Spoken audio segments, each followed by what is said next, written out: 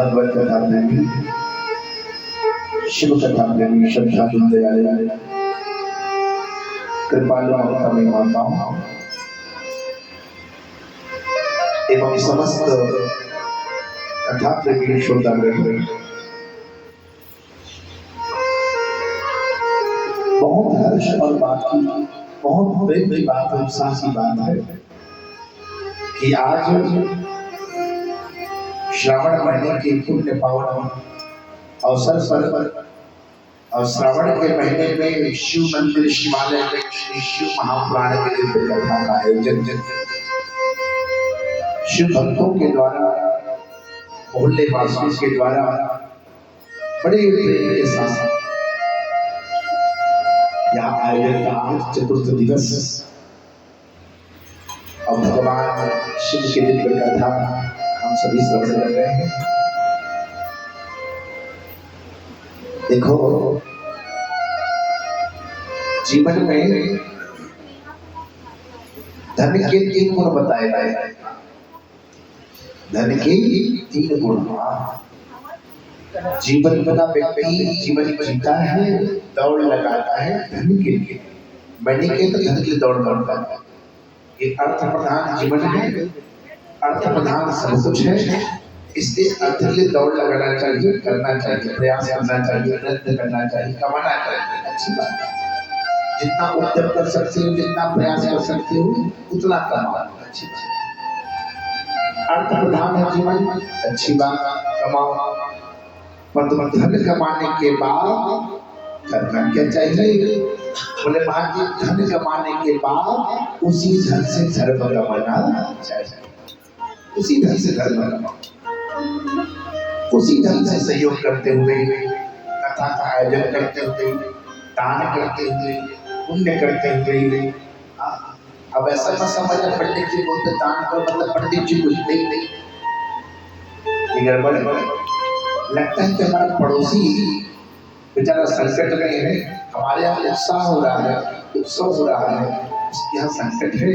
लगता है कि हमारे कुछ देने से उसका सहयोग हो सकता है, तो दान ही समझ के दो ताकि उसका सहयोग हो जाए। ये भी दान है और श्रेष्ठ दान, इसकी आवश्यकता उसको देना चाहिए। तो दान भोगम तथा विस्तम। धन कमा करके जीवन में कुछ करो चाहे करो, दान अवश्य करना चाहिए।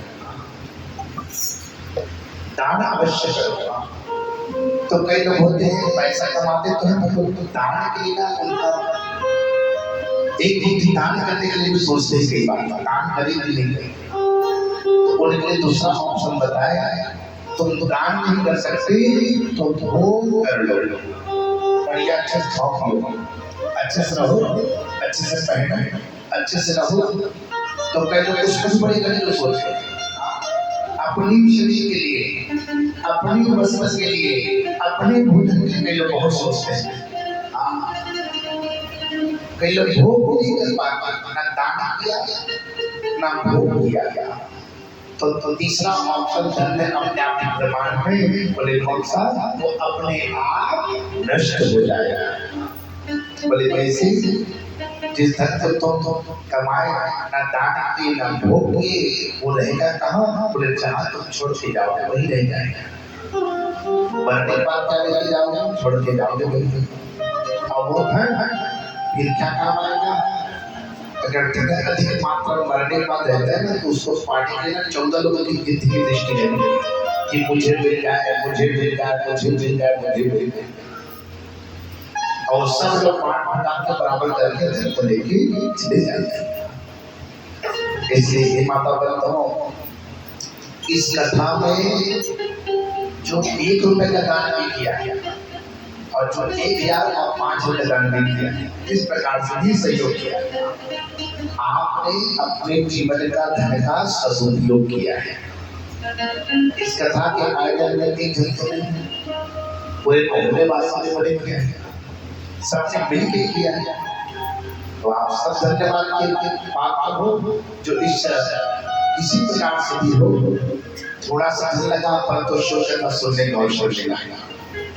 तो ये बड़ा सौभाग्य है आप लोगों को कथा सुनने का अवसर, और मेरा सौभाग्य है कि मुझे कथा बांटने का अवसर मिला। माता बंधु, बड़े बड़े के साथ इस कथा को श्रवण किया। कल अंतिम कथा कौन सुने? सती चरित्र को श्रवण किया। सती चरित्र माता सती ने शिव के अपमान को शर्तों की थी। पूर्व माता ने भी शर्त रखी थी, शिव जी ने भी शर्त रखी। माता ने कह दिया देख मैं तेरी पुत्री बनी किया हूँ, देख पर याद रखना अगर किसी भी तो मेरा अपमान करेगा उस दिन मैं अपने शरीर को परित्याग कर दूंगी। तब जब यहाँ संस्कार आदर संस्कार नहीं मिला, माता ने उसी घर में जाकर के अपने शरीर को जीवित किया। भगवान शिव जी ने विवाह से पूर्व शर्त रखी देवताओं के सामने, पर जिस दिन वो कन्या जिस दिन विवाह हो जाएगा ठीक है, मेरे साथ आएगी ठीक है, पर जिस दिन मेरी बात नहीं मानेगी उस दिन मैं मनुष्य का परित्याग कर दूंगा। क्योंकि माता ने झूठ कहा कि मेरे राम की परीक्षा नहीं ली, भगवान ने मन ही मन अपने मन से उस सती का परित्याग कर दिया। भगवान सतीनाथ से विश्वनाथ कहलाए। कल कथा मैंने पूरी तरह समझ बनाया। आइए वही सती आज मैना रानी और हिमांचल राजा के यहाँ पार्वती के भजन प्राप्त हुई। इस कथा को श्रवण करेंगे। उससे पूर्व बड़े भाव के साथ हम सभी मिलकर के भगवान नाम संकीर्तन बड़े भाव से गाएंगे।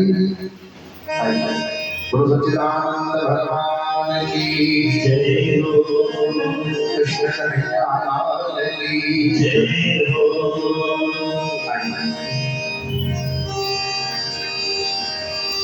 गुरु सच्चिदानंद भगवान की जय हो। बड़े भाव से हम समझाएंगे। गुरु शंकर भगवान की जय हो। तेरा पल पल बीता जाए मुख से जग नमः शिवाय। तेरा पल पल बीता जाए मुख से जग नमः शिवाय। तेरा पल पल बीता जाए मुख से जग नमः शिवाय। तेरा पल पल बीता जाए मुख से जग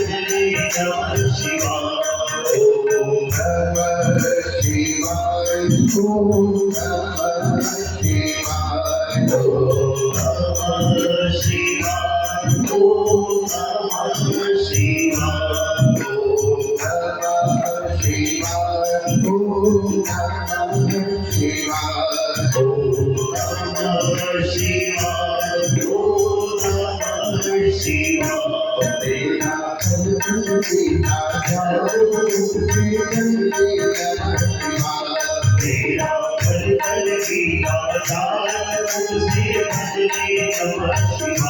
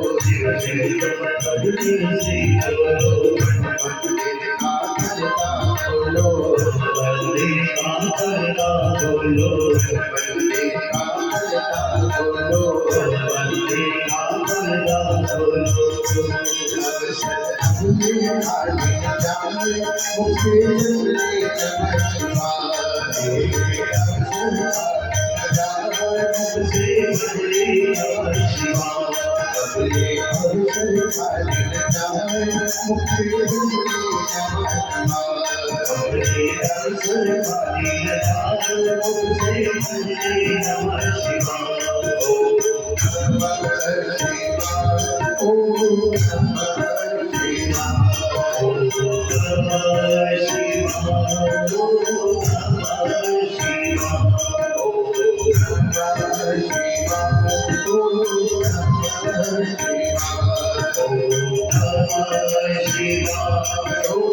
नमः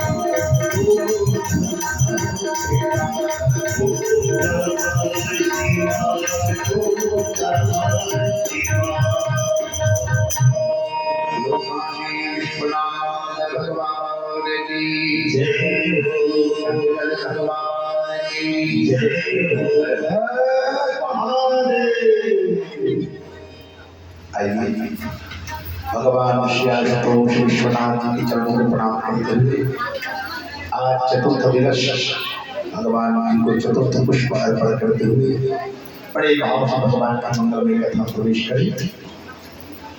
कथा समय कहा जाना पड़ता है प्रयागराज। प्रयागराज के पुण्य भूमि जहाँ त्रिवेणी संगम, गंगा जमुना सरस्वती का संगम, उस पावन तीर्थ क्षेत्र पर प्रयाग क्षेत्र पर ब्रह्म द्वार पर श्री शुक जी महाराज जो है श्रवण आदि महात्माओं को दिव्य श्री शिव महापुराण कथा श्रवण करा रहे हैं। ये माता बंधु आज उन्हीं कथाओं को अभी ब्रह्मा जी अपने पुत्र नारद जी को श्रवण करा रहे हैं। ध्यान सुनने से ब्रह्मा जी जो है वो नारद जी को श्रवण करा रहे हैं। ध्यान सुने आज नारद जी कहते हैं पिताजी हे विधाता दाक्षायणी सती देवी जगवा दिया पुत्रमुखा कथंगी सुता ब्रह्मण बभुवा जगदम्बिका। माता सती की अद्भुत प्राण त्याग की कथा को मैं श्रवण कर लिया। प्रभु आप सर्वपापहारी तापहारी दिव्य भगवान के शिव कथा श्रवण करा रहे हो पिताजी। हे विधाता जब भगवती सती अपने प्राण को त्याग रही थी, सामने भगवान नारायण विराजमान। सती के प्राण त्याग के समय भगवान सामने नारायण थे। हाथ जोड़ के नारायण से आज माता सती ने कहा प्रभु सती भरत हरिशन माता जन शिव पद अनुरागा। प्राण त्याग नहीं पर तो शिव के चरणों के प्रति मिला अनुराग, तेरा प्रेम स्नेह सदा बना रहे। वरदान की भगवान वरदान की भगवान माता बहनों आज नारद जी कहते हैं पिताजी कैसे माता सती ने परित्याग करने पर हिमाचल राजा और मैना के यहाँ पार्वती के जन्मों को प्राप्त किया। ऐसे हुआ जन्म, कैसे प्राकट्य हुआ भगवती का। और फिर पिताजी नाम भगवती का पार्वती कैसे हुआ, नामकरण कैसे हुआ। हे प्रभु, मैं हिमाचल राजा और मैना के विवाह की बड़ी कथा सुनाऊं। मुझे विवाह कैसे हुआ, ये मैना कौन है, ये हिमाचल कौन है, जिनकी ऊपर इतनी विशिष्टता कि भगवती उमा स्वयं उनके घर पुत्री बन के आई है। पार्वती की जन्मता की है, इसका इतना बड़ा परिमाण मिला है, इतना सुंदर बात कहेंगे तो प्रभु मुझे इसी हिमाचल और मैना की दिव्य कथा को स्मरण कराइए। आज भगवान ब्रह्मा जी कहते हैं, पुत्र हे नारद सुनना ध्यान से। भारतवर्ष की उत्तर दिशा में हिमालय पर्वत विराजमान है। हिमालय पर्वत, जो हिमालय पर्वत कैसा है, पर्वतों का राजा है। और ऐसा वो पर्वत जहाँ पर महातेजस्वी समृद्धशाली उनके दो रूप प्रसिद्ध है। ध्यान सुनना, हिमालय के दो रूप है, एक स्थावर एक जलजम। स्थावर इसे कहते हैं बड़े बड़े पर्वत बन गए। स्थावर योनि, क्या सुना, 84 लाख योनियों में एक योनि है स्थावर योनि। पर्वत बन जाना, गुल्म बन जाना, जड़ बन जाना, जो ऐसा चीज जो कभी हिले ना डुले ना, जड़ के समान पड़ा है, ये भी एक योनि है, पर्वत की योनि। तो हिमालय पर्वत भी एक पर्वत की योनि में ही है, स्थावर योनि। और जलजम मतलब पेड़ बन जाना, वृक्ष बन जाना। तो पर्वत में क्या है, वृक्ष भी है और पर्वत भी है। तो मैं हिमालय है, बोले महाराज इसी हिमालय में अपूर्व रमणीय अधिक प्रकार के दर्शनों का स्थान भी है, दर्शनों की खान हिमालय। और इसी हिमालय पर सदैव शिखरों में बड़े बड़े सिद्ध महात्मा ऋषि संत साधु देवता ब्राह्मण सब जाके जाके करते हैं तपस्या करते। तपस्वियों का स्थान है हिमालय। सिद्ध साधु संत महात्मा यहाँ तक कि देवता तक जाते हैं। बड़े भान जी या सिद्ध मुनिगणों की देवभूमि शिव को बहुत प्रिय हिमालय है। इसी हिमालय पर्वत पर बैठ के भगवान शिव ने तपस्या की, कथा भी आया है। बोले महाराज जी, यह ऐसा उत्तम स्थान है जहाँ पर सिद्धियां अधिक प्राप्त होती हैं, यहाँ पर तप करने पर सिद्धियां अधिक मिलती हैं। इसलिए ध्यान रखना, भगवान विष्णु का एक प्रकार से कहा जाए तो ये वैदिक रूप है। भगवान विष्णु ऐसा रूप वैदिक रूप। इसी हिमालय में कुल परंपरा से होते धर्म की वृद्धि करते करते देवताओं तथा पितरों की हित करने के लिए एक दिन इस हिमालय पर्वत का राजा जो है हिमाचल जी महाराज, क्या सुनेंगे, बोलो सच्चिदानंद भगवान की कथा में जोड़ेंगे, कथा में रहेंगे। इसी हिमाचल राजा ने देवताओं पर हित करने के लिए, पितरों पर हित करने के लिए आज मन से सबसे कहा कि मैं विवाह करना चाहता हूँ। देवताओं का निषेध करने के लिए मैं विवाह करना चाहता हूँ। पितृगणों से कहा मैं विवाह करना चाहता हूँ। तो बोले महाराज जी, आज हिमालय ने विवाह का विचार किया है।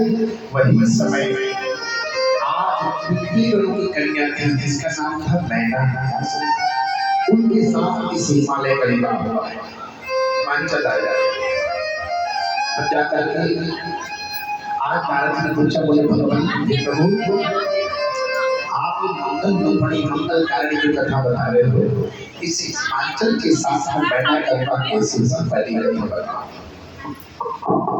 इस हिमालय के साथ में हिमाचल के साथ में मैना करवा कैसे हुआ। कैसे भक्ति की प्राप्त किया, कैसे भगवती उमा जो है भगवती पार्वती की जन्म प्राप्त की घर में, इस कथा को पूरी तरह बताओ। ये मैंने किसकी बेटी है ये मुझे बताओ। तो बोले वहां ध्यान सुनना, मतलब बताता हूँ। इस प्रकार ही माँ और मैंने की कथा तो आती है, तो ध्यान सुना, ध्यान सुनना। ब्रह्मा जी के पुत्र हुए दक्ष जी महाराज। सुनना, ये वो दक्ष नहीं है जो कल मैंने कथा बताया, वो दक्ष नहीं है।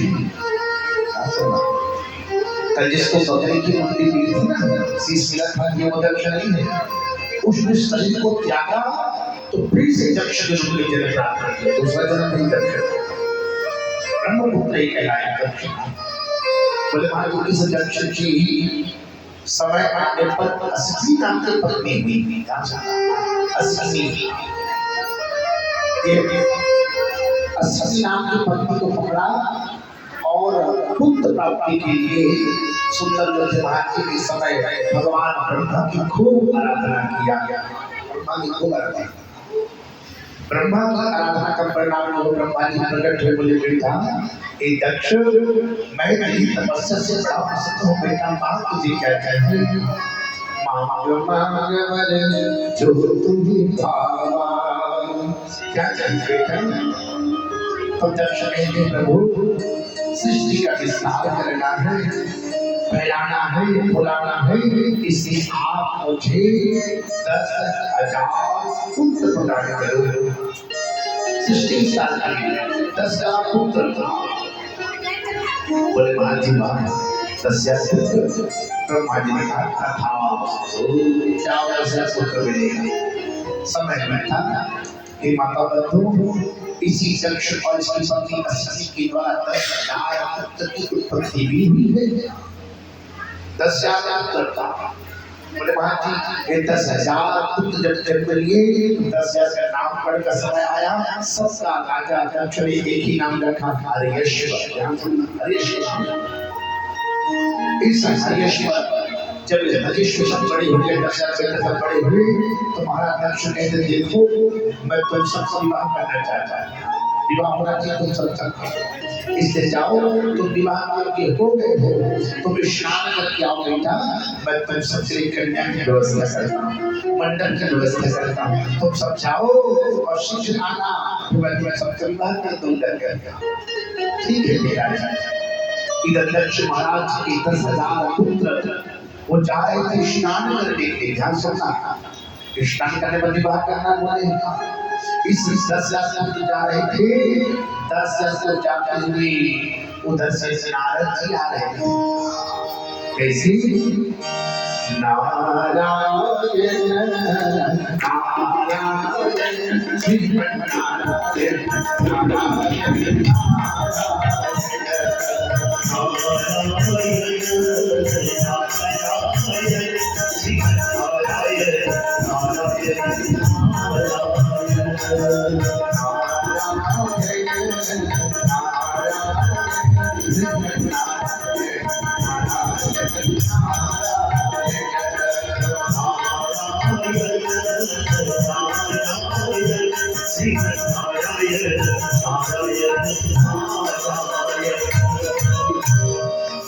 इधर दक्ष महाराज के 10,000 से जा रहे हैं, उधर से नारद जी आ रहे हैं।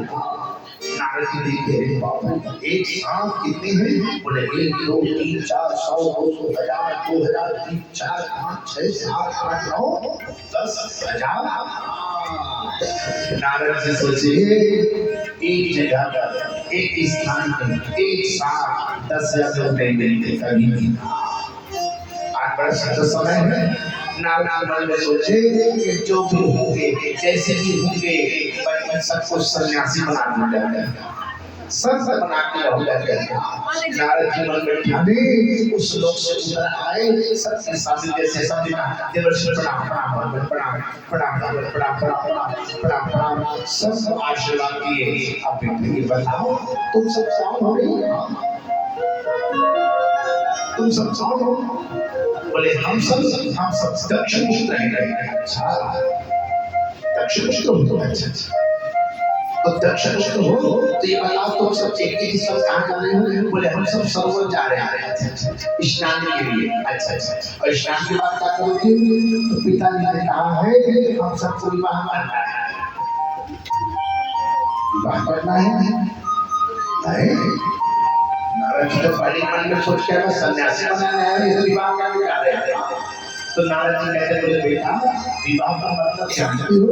बोले नहीं जानती महाराज, विवाह इतना जानते विवाह करना है। नारद जी कहते बोले बेटा विवाह मतलब जानते हो? बोले नहीं जानते महाराज, विवाह मतलब कोई नहीं जानता था। बोले बेटा विवाह वो है, विवाह होने के बाद दाल आटे के लिए मालूम चल जाता है। विवाह वो है बेटा, मैं सच बताऊं, विवाह मतलब एक प्रकार का झंझट, और झंझट होने के बाद विवाह के बाद होता है कंठन। बोले बेटा सबसे बढ़िया समय है विवाह नहीं करना बेटा, विवाह नहीं करना। क्यों? विवाह करने के बाद समय ऐसा बीतता है कि अपने लिए समय नहीं रहेगा। बोले बेटा मेरी बात मानो, सबसे बढ़िया जीवन है सन्यास का जीवन। क्यों? सन्यासी जीवन कैसा है? ना उद्धव से देना है ना माधव को देना है। अरे सन्यासी बन जाओगे, जिसकी घर में जाओगे सम्मान करेगा, पैर धोएगा, तिलक लगाएगा, भोजन कराएगा, दक्षिणा देगा। न पकाने झंझट, न चुनने झंझट, न कोई प्रकार का झंझट।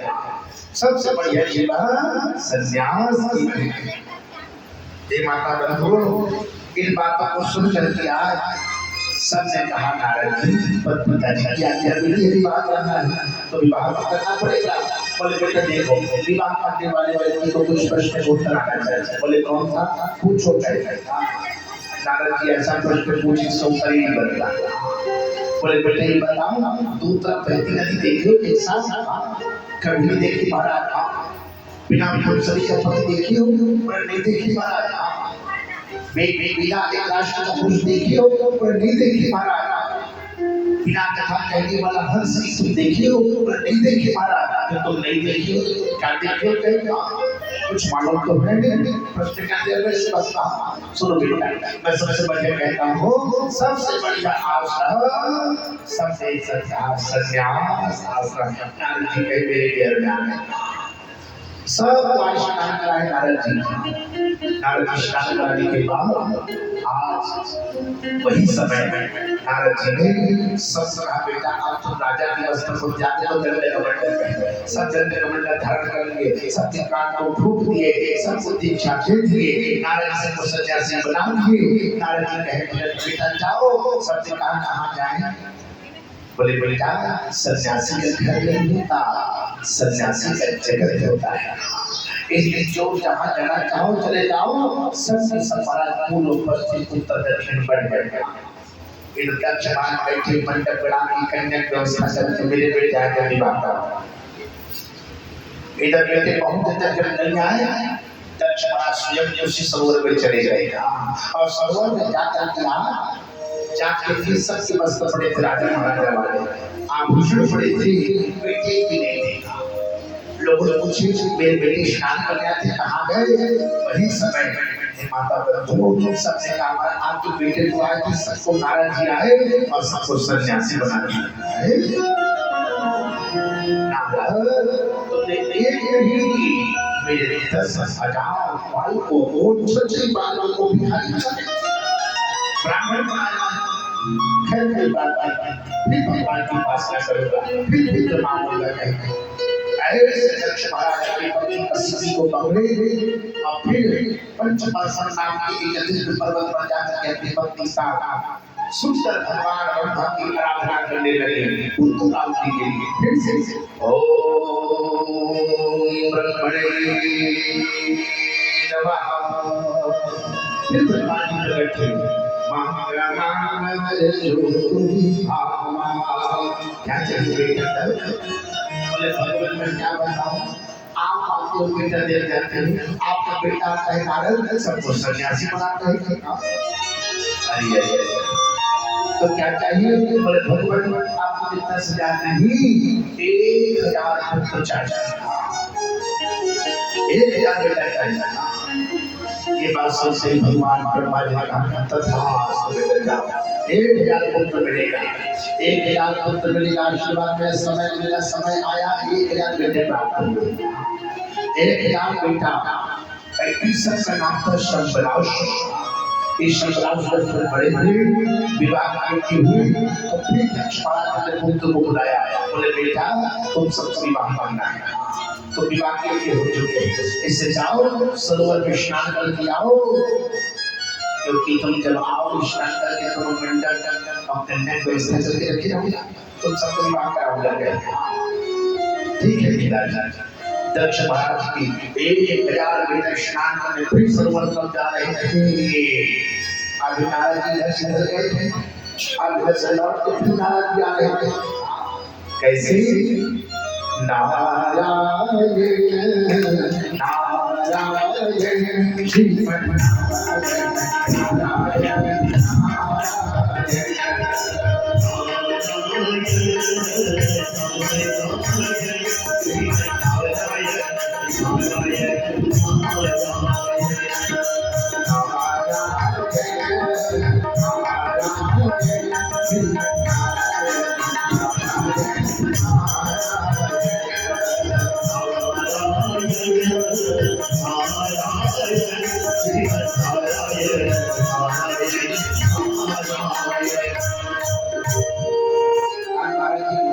नारायण देखिए कितना 1 2 3 4 5 6 2 3 4 5 6 7 8 9 10 1000 है। नारद जी बोलते वाह कितना अच्छा बढ़िया समय है। जब इधर से गया था तो 10,000 से बने, जब लौट के आ रहा हूँ तो 1,000 फिर मिल गए, आंकड़ा बढ़िया 11,000 बढ़िया सुन सकते थे। नारद जी कहते हैं कुछ भी हो जाए 1,000 मिलेगी 11,000। बोले क्यों? जितना शिष्य से उतना फायदा। बोले क्यों? नारद जी बोलते होते जितने शिष्यों से उतना फायदा से जाए का बड़ा स्वागत सरकार भोले भोले था सब हो जाता। आज नारद जी जो थे बड़े प्रेम के साथ सबसे बात पहुंच गए। सब देवर्षि जी देवर्षि प्रणाम प्रणाम प्रणाम प्रणाम प्रणाम प्रणाम सबको आशीर्वाद दिए। तुम सब कौन हो? बोले हम दक्ष क्षत्र हैं। क्या नाम है?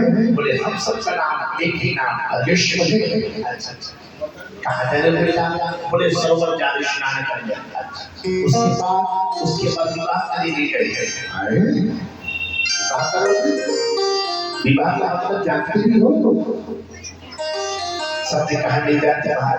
विवाह मतलब झंझट और विवाह मतलब झंझट है। बोले बेटा विवाह करेगा तो फंस जाएगा। क्यों? कोई प्रश्न भी पूछे अपने लिए समय नहीं लेते। नारद जी तो अपने मन में फंसाना है। फिर प्रश्न के कोई उत्तर नहीं दे पाया, आज तक उत्तर नहीं दे पाया, तो फिर उसने कहा सबसे पूछा सबसे बढ़िया आश्रम संन्यास आश्रम है। सबसे संन्यास आश्रम को ग्रहण कर लिया। सब कुछ स्नान करा के पहना पूरी करके सबके कान को फूंक दिए, सबको दीक्षा दे दिए और नारद जी वहां से चल गए। नारद जी ने एक क्षण अभी दक्ष महाराज की भाग्य बोलो, चाहे नारद जी की कृपा हो। नारद छोटे मोटे संत नहीं है और ऐसे सत्सुर कभी कभी मिलते हैं। क्षण मात्र में देखते, क्षण मात्र जिन्होंने सोचा नहीं था कि ऐसा सत्सुर मिलेगा वो सत्सुर मिल गया। क्षण मात्र भगवान ने ऐसा परिवर्तन किया तो जो जीना था संसार में वो भक्ति की ओर मुड़ गया। अब ऐसे होते रहेगा जीवन। तो बोले महाराज ध्यान सुनना, आप दक्ष महाराज बैठे मंडप बड़ा कन्या व्यवस्था करके मेरे बेटे आगे दीवार काम कर दिए कि बेटी भी नहीं आए लौटे। आज चले गए दक्ष महाराज सरोवर में, देखिए सबकी बस पड़े हुए थे पर बेटे भी नहीं, पुत्र भी नहीं। जब पुत्र नहीं तो वही समय लोग पूछे मेरी 1,000 बेटाएं तो स्नान करने सरोवर में गए कहाँ? सबसे कहा महाराज बेटे तो आज स्नान करते। वही समय नारद जी आए और सबको सन्यासी बना दिया। अभी तक दक्ष महाराज क्रोधित नहीं थे, अब क्रोध फूट के भर गया। अरे नारद, तुमने एक नहीं मेरे 11,000 पुत्रों को एक सांस को संन्यास कराया है। तुम मेरी ताकत नहीं जानता, मैं दिन में जब बताऊंगा कहता। हे माता बंधुओं, एक दिन दक्ष महाराज इधर से जा रहे थे और उधर से दक्ष महाराज जा रहे थे, इधर से महाराज वही समय नारद जी आ रहे थे। दोनों की भेंट हो गई। वृंदावन बिहारी लाल की जय हो, सच्चिदानंद भगवान की जय हो।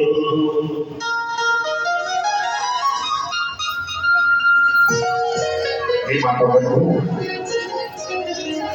इस प्रकार नारद जी के साथ भेंट हो गई। किसकी? दोनों की भेंट हो गई दक्ष महाराज। तो भेंट होते ही आज वही समय दक्ष महाराज ने कहा, नारद, तुमने एक नहीं मेरे 11,000 क्षत्रिय बालकों को भिखारी बना दिया, ब्राह्मण बना दिया। इससे ज्यादा नारद, मैं तुझे श्राप देता हूँ, तू आज के बाद कहीं पर भी एक समय के इस स्थान पर टिक नहीं पाएगा, तो विसर्जन चल जाएगा। नारद जी कहते हैं, बड़ी आशीर्वाद, श्राप नहीं आशीर्वाद, क्योंकि मैं इसको दुखता जैसे कहीं ऐसा नहीं और चलते रहता भगवान राम के बन जाते हैं। इस प्रकार माता बंधुओं, आज दक्ष महाराज सोचिए अभी तक जितने बेटे मिले सबको सन्यासी बनाया, अब क्या करूं? तो आज नारद जी जो है वहां से चलती। अब दक्ष महाराज को क्या किया जाए? तो फिर भगवान ब्रह्मा की आराधना की, फिर ब्रह्मा की आराधना, फिर ब्रह्मा जी प्रकट हुए, बोले बेटा क्या चाहिए बेटा? दक्ष कहते प्रभु हे स्वामी, हे विधाता, आप आते हो बेटा घर जाता है और आपका बेटा नारद आता है सबको सन्यासी बना के जाता है। इसलिए पितामह मुझे पुत्र नहीं चाहिए, तो क्या चाहिए बेटा? दक्ष कहते प्रभु अगर देना चाहते हो तो मुझे 60 कन्या प्रदान कर दो, 60 कन्या प्रदान कर दो। भगवान ब्रह्मा ने कहा तथास्तु, 60 कन्या मिलेगी। हे माता बंधुओं, समय बीता, आज इस दक्ष और इस अश्विनी के यहाँ एक नहीं 60 कन्याओं का जन्म हुआ और 60 कन्याओं का जन्म हुआ। जब विवाह योग्य हो गई तो विवाह होने के समय जब आया तो इन 60 कन्या विवाह साथ हुआ। बोले किसके साथ क्या चलता? बोले महाराज 17 कन्या कश्यप को दिए हैं, 17 कन्या जो है कश्यप को दिए हैं। बोले महाराज 27 कन्या चंद्रमा को प्रदान की है। चंद्रमा क्या होता है? चंद्र देवता, उसकी पत्नियां कौन है?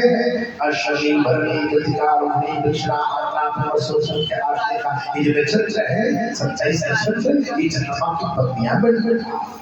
बोले महाराज इसके बाद 7 कन्याओं इन सब विवाह करने के बाद एक कन्या, बोले महाराज जी एक कन्या जिसका नाम थी वो स्वधा था, वो जो पितरों को प्रदान कर, स्वधा पितरों को, जो स्वाहा था वो देवताओं को प्रदान कर दिए।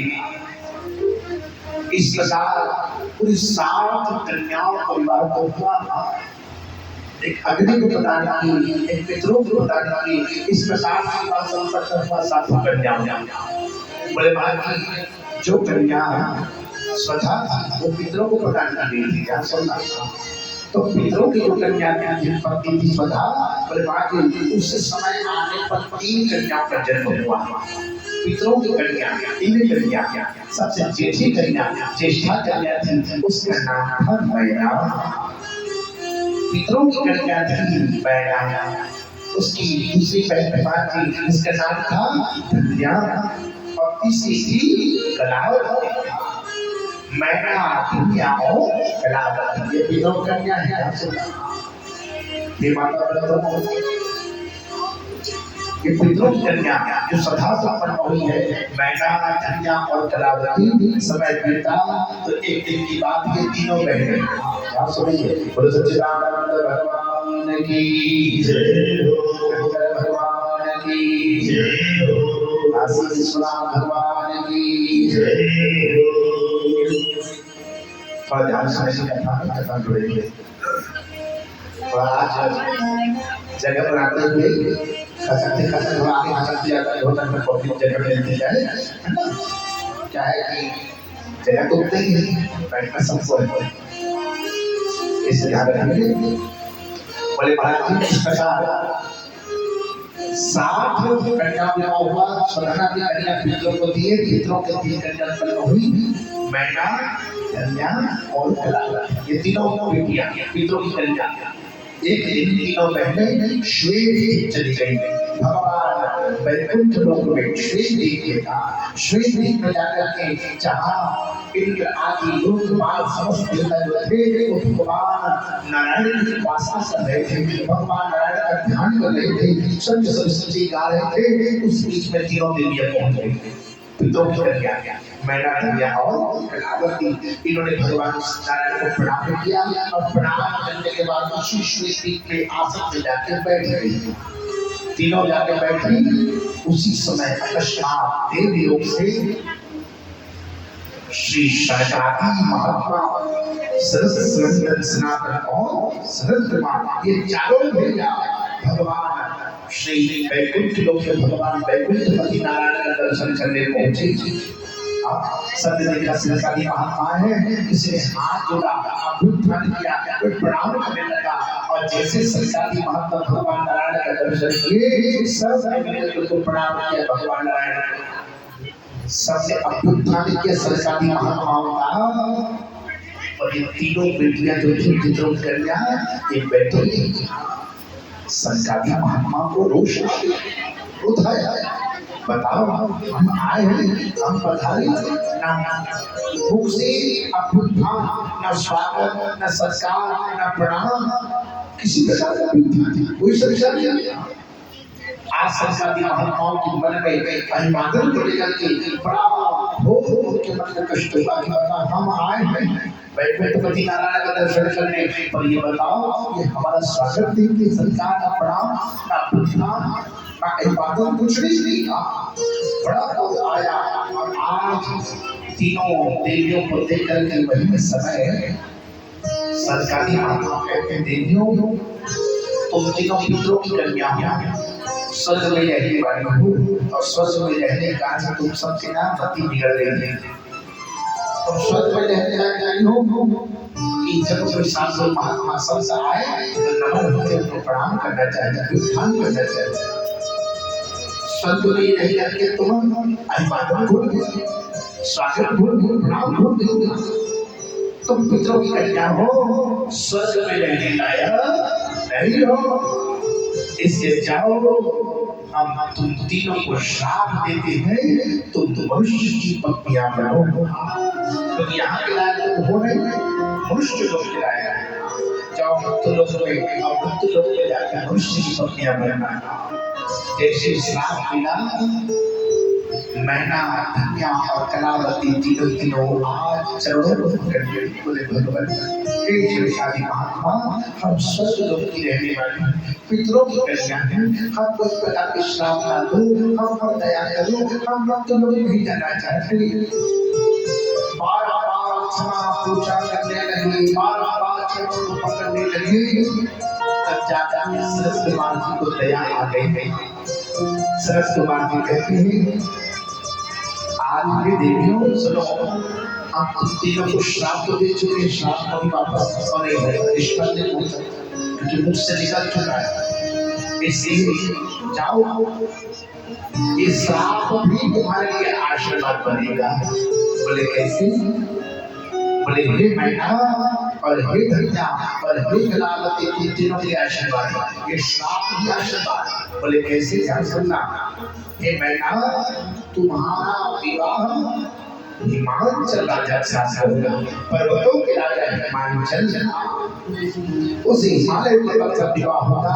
और जो रत्नों की खान है साथ ही साथ जगत जननी भगवती उमा जब संसार में पार्वती के रूप में जन्म प्राप्त करना चाहेगी तो तुम्हारे घर से पार्वती के रूप में जन्म प्राप्त करेगी और तुम्हें पार्वती की माता बनने का सौभाग्य प्राप्त होगा।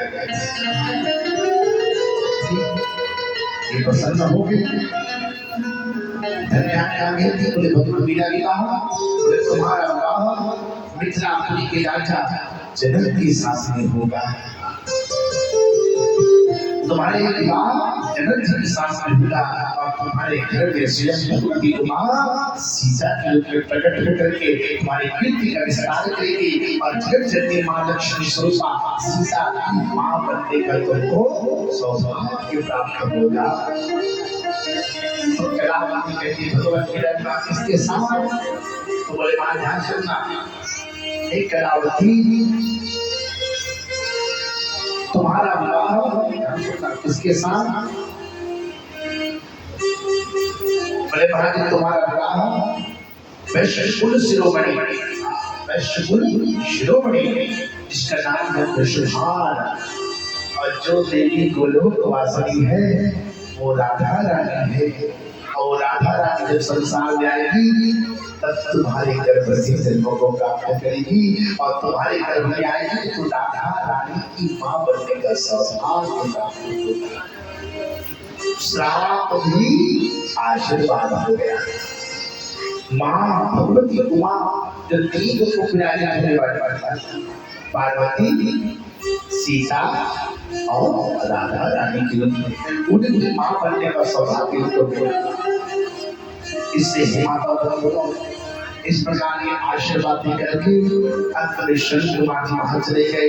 नारद जी कहते हैं कि हे ब्रह्मदेव हे पिताजी आपने मैना का अद्भुत मुझे इस कथा को सुनाया। मैना के दिल में कथा को मुझे सुनाया बोले भगवान के पिताजी अब आगे कथा सुनाएंगे कि इस मैना के साथ में हिमालय का विवाह कैसे हुआ। क्या सुनेंगे? ब्रह्मा जी कहते ध्यान सुनना कि नारद जी तुम पर कल्याण करने की कथा को पूछ रहे हो तो जीवन विकेश्वर कृति और शिव भक्ति देने वाला है। कि नारद सुनना जब मैना के साथ में एक बार का विवाह घर में आज विवाह करके जब घर में लेकर के आए तब तीनों लोगों में बड़ा उत्साह और मंगल हुआ था। तीनों लोग को उत्साह और मंगल सभी ब्राह्मणों को खूब धन का दान श्री मानव के हिमाचल राज्य को धन का दान किया था। साथ ही साथ हिमालय अत्यंत प्रसन्न होकर के अपनी मैना रानी के साथ में सुखदायक नंदन नाम के दिव्य मठ में गमन किया था और अपनी पत्नी साथ विहार प्रारंभ हो गया। भगवान की जय हो। बड़े बात ध्यान से कथा है। आज इस हिमाचल राजा ने जब मैना रानी से विवाह किया तो आज उसी मैना रानी के साथ में बिहार करते हुए बिहार से जब लौटे तब एक दिन भगवान विष्णु समस्त देवता इंद्र आदि लोग बाल सब हिमाचल राजा के यहाँ पधारे और सबके सब हिमाचल कहते हिमाचल हे राजन तुम्हें देवताओं को ऐसा करने के लिए बनाया गया है। मैंने सत्संग हुआ है इससे हिमाचल हमारा कार्य को करना पड़ेगा। हिमाचल ने आज जैसे विष्णु को सामने देखा ब्रह्मा को सामने देखा साथ इंद्र आदि लोक वालों को देखा। हाँ जो कि भगवान विष्णु की आराधना करते हिमाचल राजा कहते अद्रे सफलम जन्म सफलम तो महत्वा अद्रे सफलम ज्ञान अद्रे सफलम क्रिया। आज मेरा जीवन सफल हो गया मेरा कर्म सफल हो गया मेरा ज्ञान सफल हो गया मेरी क्रिया सफल हो गई। बोले क्यों कि आप जैसे उच्च कोटि देवता ब्रह्मा विष्णु इंद्र आदि का दर्शन कर पा रहा हूं। बोले भगवान ये जन्म सफल हुआ है इसमें संसद नहीं मिला मुझे अपना सेवक मानने की आज्ञा प्रदान करो। मैं आपके किस काम आ सकता हूँ? मैं आपके हर आज्ञा का पालन करूँगा। देवताओं ने कहा हिमालय सुनो इस समय जगदम्बा उमा ध्यान से सुनना जो दक्ष कन्या के रूप में सती के रूप में जन्म प्राप्त की थी, जिसने अपने प्राण को अद्भुत प्राण त्याग किया था, सती अपने प्राण को त्याग किया था, वो माँ, वो भगवती अब पार्वती के रूप में तुम्हारे घर में जन्म लेना चाहती है, जन्म लेना चाहती है तुम्हारा जीवन सफल करने के लिए। परंतु ये देव, यदि तुम उस सदाशिव को अपनी बेटी कहना चाहते हो, सदाशिव के तुम ससुर बनना चाहते हो, तो कृपा करो, जाओ अपनी पत्नी के साथ जाके भगवती की आराधना करो। क्योंकि जब वो भगवती उमा तुम पर प्रसन्न होगी तभी तुम्हारे घर में बेटी बन जाएगी। इससे जाओ तुम दोनों पति पत्नी बहना हो, तुम हिमालय दोनों जाओ और भगवती को प्रसन्न करो, क्योंकि वो भगवती तुम्हारे घर आना चाहती है। परंतु जब तक तुम्हारा सफल जीवन नहीं होगा, जब तक तुम्हारे मन की तपस्या पूर्ण नहीं होगी, तब तक भगवती आने वाली नहीं है। तो आज भगवती की प्रसन्नता के लिए इधर दक्ष महाराज, इधर जो है हमारे हिमालय जो है अपनी पत्नी के साथ में चल पड़ी है और सफल तपस्या में निकल गए। इधर समस्त देवता जो थे हिमालय राजा और मैना को बता करके भगवती उमा के पास में गए हैं, और देवता यहाँ तक कि ब्रह्मा विष्णु इंद्र आदि लोकपाल सबके सब भगवती उमा की आराधना करने लगे। भगवती की आराधना बड़े भाव से सबसे मिलती गाया क्या, जय भगवती नमो भगवती, जय भगवती नमो भगवती,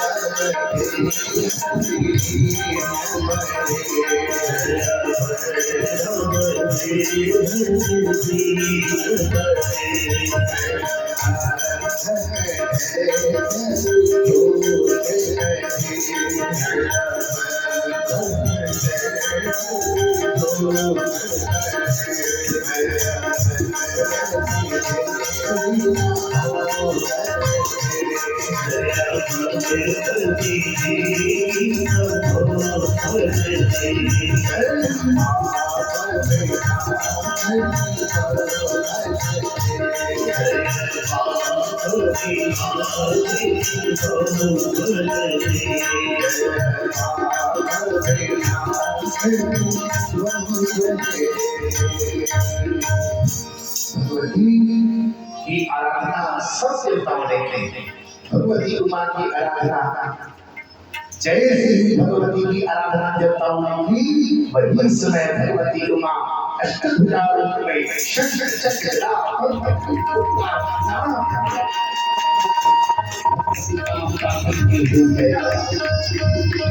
हे माता आज सबसे तुम श्रद्धा हो, तुम धृति हो, तुम श्री हो, तुम मेधा हो, तुम गायत्री हो, तुम सरस्वती हो, तुम लक्ष्मी हो, तुम जगदम्बा हो, तुम जगत जननी हो। हे देवी तुम सबसे ज्येष्ठा हो, सबसे श्रेष्ठा हो देवी। भगवती को सम्मुख देकर के आज सम्मुख देवी का स्वरूप कैसा है, जिसके शरीर से करोड़ों सूर्यों का प्रकाश प्रकाशित हो रहा है, जिसके अंग की शोभा बड़ी सुंदर है, इसके तेज को देवता का देखना पाए ऐसा दिव्य भगवती के शरीर से प्रकट हो रहा है। आज सब देवताओं ने अपनी वाणी को धन्य मान लिया है। सबने कहा आप दक्षिण क्षेत्र के रूप में अवतरित होकर सती बन करके भगवान शिव के नाम को अर्पित कर छठी को माना। सती बड़ी क्या चाहती हुई, पर तो दक्ष ने आपका पान किया, शरीर को आपने त्याग दिया। जिस त्याग से शरीर को त्याग तक से भगवान शिव त्याग होकर के अभी तक बाखंबर थे, अब तो भगवान शिव दिगंबर होकर बढ़ गया करते, बड़े व्याकुल होकर के भगवान तक करके बैठे। भगवती जिस प्रकार लक्ष्मी के नारायण हो सकते हैं, ब्रह्मा की ब्रह्माणी हो सकती है, जिस प्रकार इंद्र की इंद्राणी हो सकती है, उसी प्रकार शिव की आप शिवा हो। और वो शिव जब से आप उन्हें त्यागा, जब से आपने प्रश्न त्यागा, तब से वीरा निद्रा में भगवान शिव समाधि हो गए। इसलिए भगवती उनकी शोक और दुख को व्याकुलता को दूर करने के लिए, देवताओं के मनोरथ को पूर्ण करने के लिए, शिव की पत्नी बनने के लिए, ये मां देवगणों को सुख देने के लिए कृपा करो मां, मैं नारायणी और हिमांचल राजा की पुत्री बनकर के पार्वती रूप में जन्म प्राप्त करो। पुनः भगवती आप आराधना करने के बाद भगवान शिव को फिर से प्राप्त करोगे।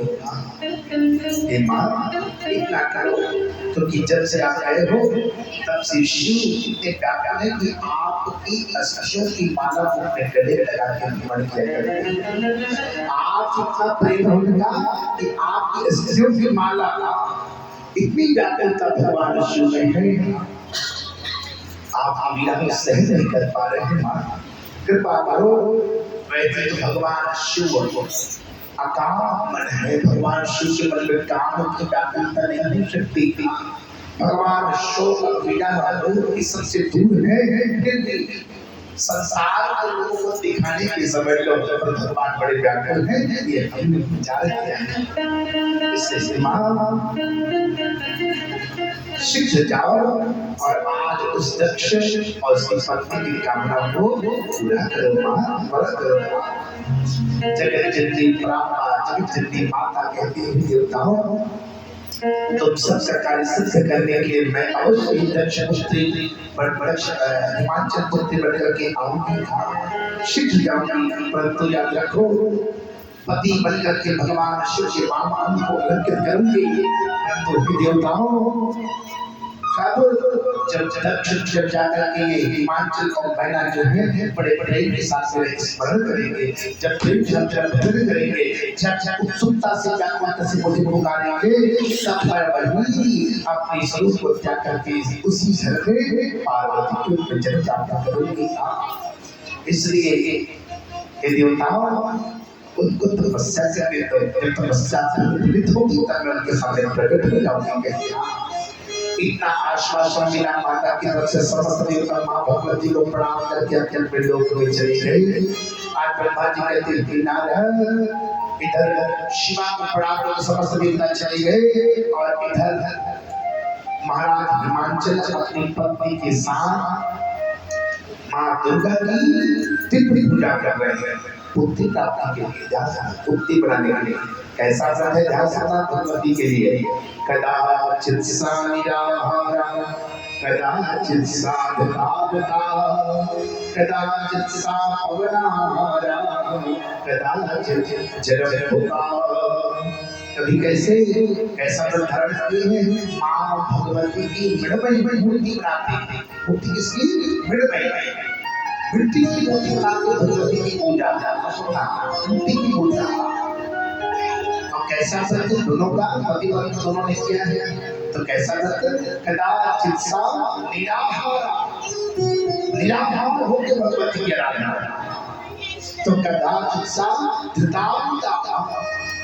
किसे कहते हैं? बोले महाराज कभी कभी लिया तो धर्म के बाद कहीं कहीं कहते जल भी कहते रह जाते, जल ले लिया तो बिना जल के रह जाते। कदाचित सा पवना होगा, कभी भोजन और जल कुछ नहीं, केवल आहार को श्वास के द्वारा केवल श्वास लेना। आहार करके केवल श्वास लेकर ही भगवती की आराधना। इस प्रकार इस सत्य जाकर की दोनों पति पत्नी मैना रानी और हिमाचल के यहाँ दोनों ने आराधना करते करते करते करते 27,000 वर्षों तक का समय बिताने लगी। बड़ा कठिन तपस्या की। ये माता बंधु आज इसकी तपस्या इतनी फलीभूत हो गई कि हिमाचल राजा जहाँ गंगा जी का अवतरण होता है उसी अवतरण स्थान पर जाके गंगा जी के तट पे जाकर सुंदर आराधना की है। आराधना का प्रभाव ये हुआ कि एक दिन भगवती माँ जगदम्बा इनकी तपस्या से प्रसन्न होकर के इनके सामने अपने अष्टभुजी रूप भगवती प्रकट हो गई।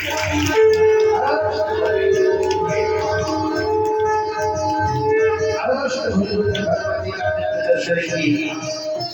ये माता बंधु आज दोनों मैना रानी और हिमाचल रानी ने भगवती की आराधना की। आराधना करते करते नेत्र से झरझर आंसू जब बहने लगे। आज मैना को माँ भगवती ने अपने बाहों से खींचा है और अपने हृदय से लगाया और हृदय से लगाते ही तत्काल भगवती ने ऐसा दिव्य ज्ञान मैना को दिया। मैना को जब छोड़ी माता दिव्य ज्ञान युक्त हो गई। मैना आज जो कहते हैं महामाया जगन्नात्री चंडिका लोकधारिणी प्रणमामि महादेवी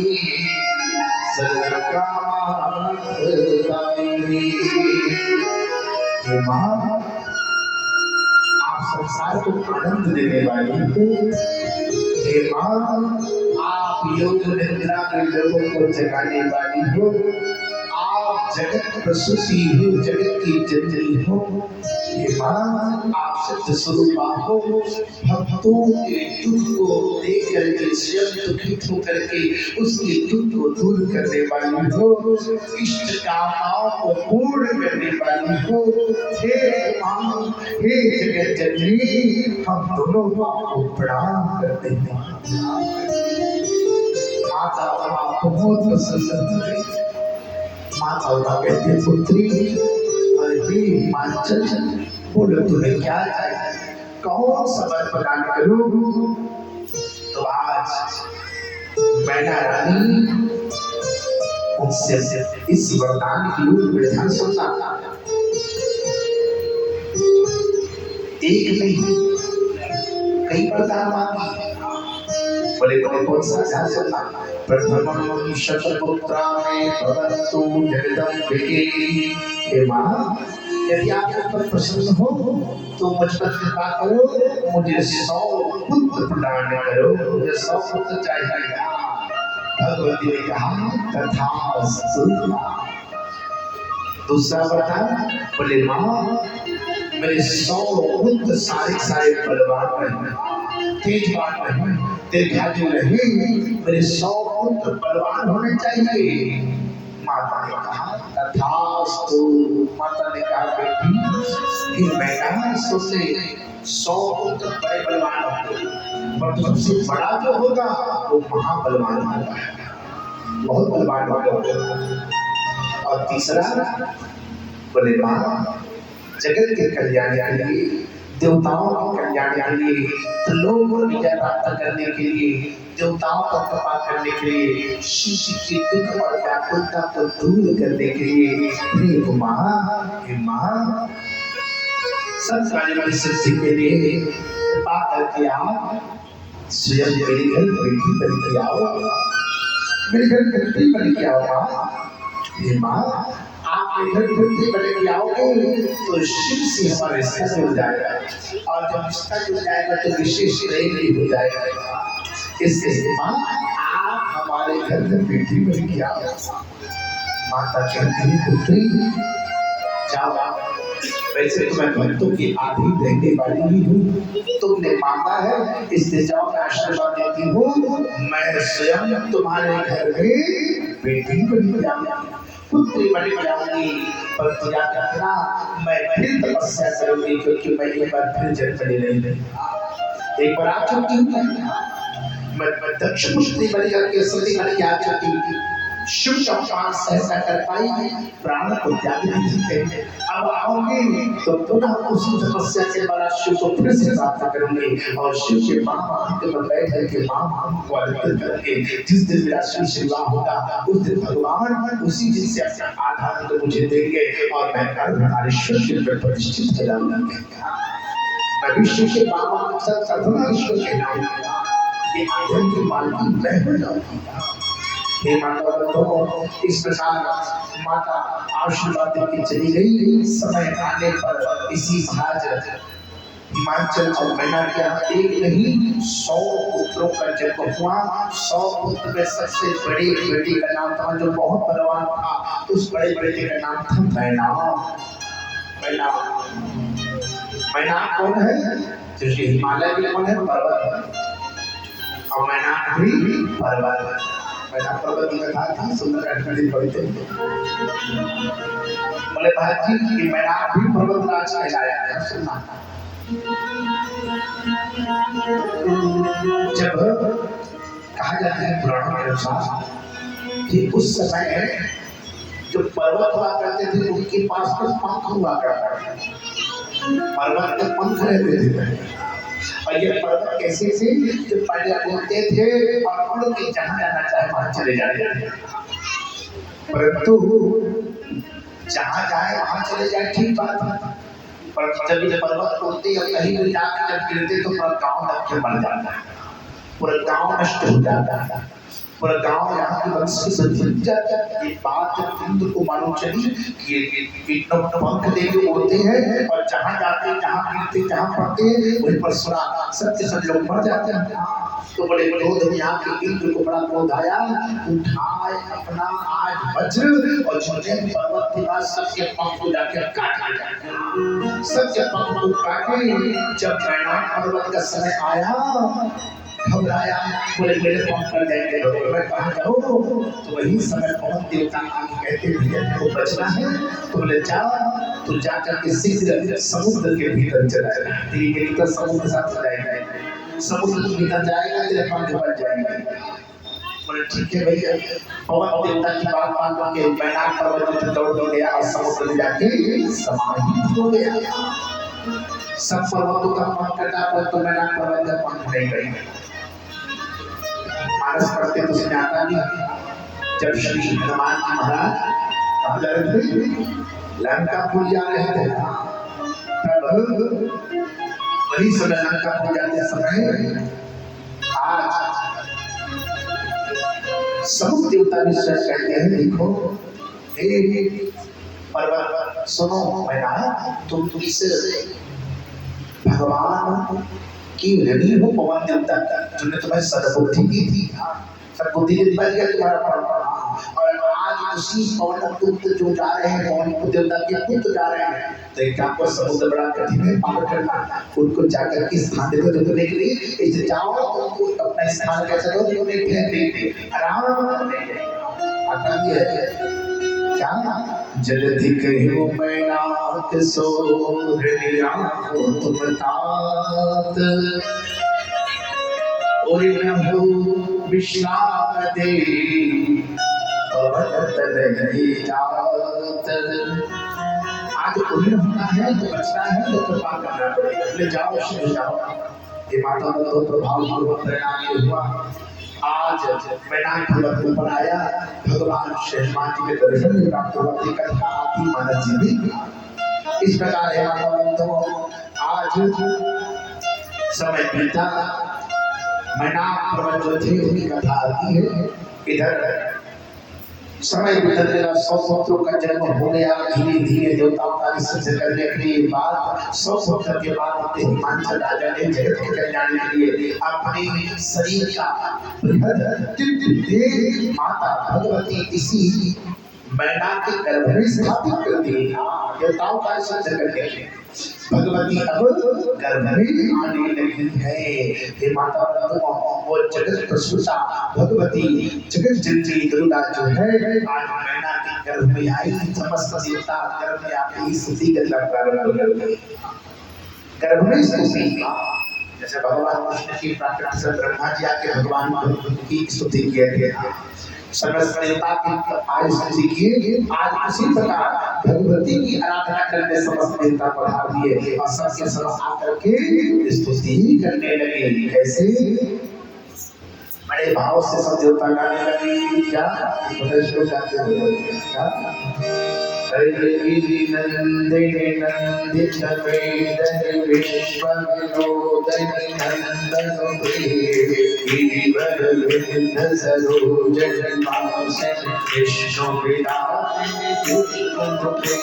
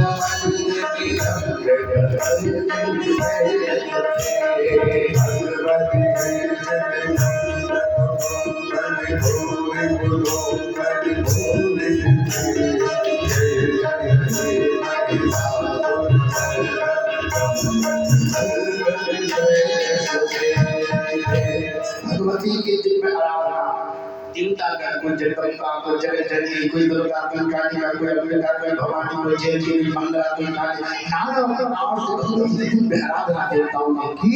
हे माता ब्रह्मा जी आए, ब्रह्मा जी स्तुति करके चले गए।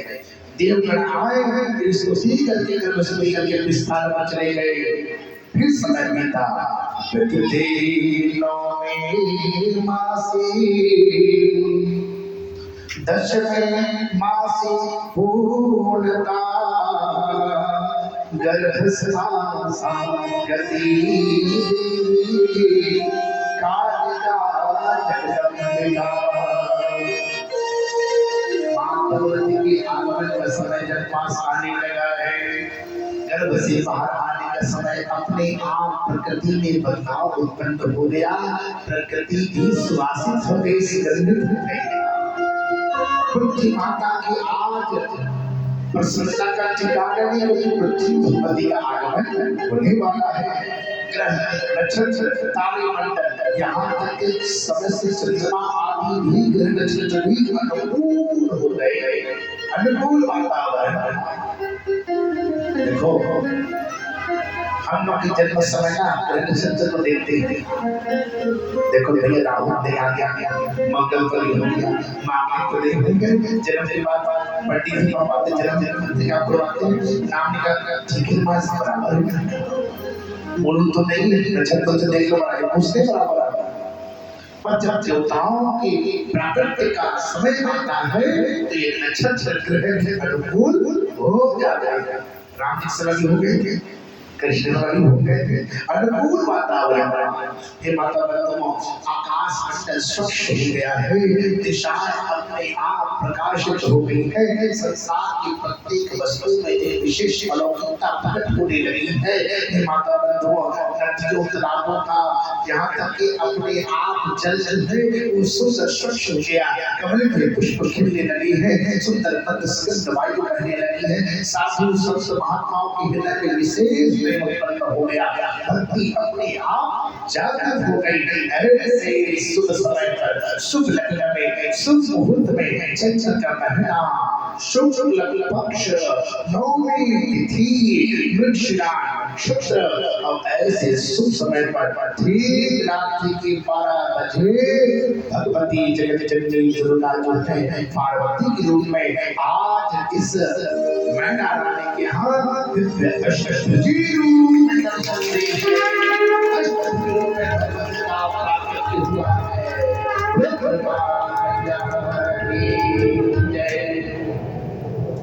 हे माता बंधुओं, भगवती का आगमन तो हुआ, समस्त देवता तो चले गए दर्शन करके, भगवती का प्राकट्य आज अष्टभुजी रूप में हुआ है।